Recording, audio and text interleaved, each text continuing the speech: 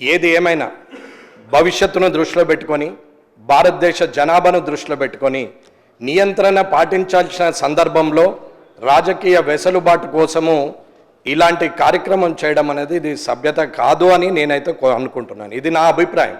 రేపు పొద్దున పోటీ చేసే అర్హతని దాన్ని హైకోర్టు ఆర్డర్ని దృష్టిలో పెట్టుకొని 1.7 జనాభా ఉన్నది కాబట్టి అంటే సంతానోత్పత్తి ఉన్నది, అది 2.1కి పోతే బాగుంటుంది అని చెప్పి తిరిగి ముందుకు వెళ్ళే ప్రయత్నం చేయడం అయితే నేను పుట్టి 55 సంవత్సరాలు అయింది.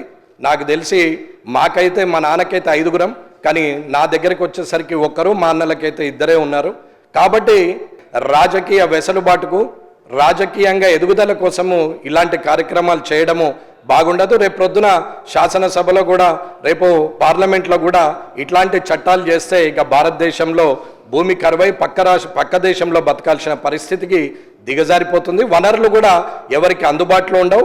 ఇలాంటి పరిస్థితి రావడం, దీనికి ప్రభుత్వము మద్దతు తెలపడం అనేది నేనైతే ఒప్పుకోవట్లేదండి. ఇది సరైన పద్ధతి కాదు. తిరిగి పునరాలోచించాలని మీ ద్వారా ప్రభుత్వానికి విన్నవించుకుంటున్నాను.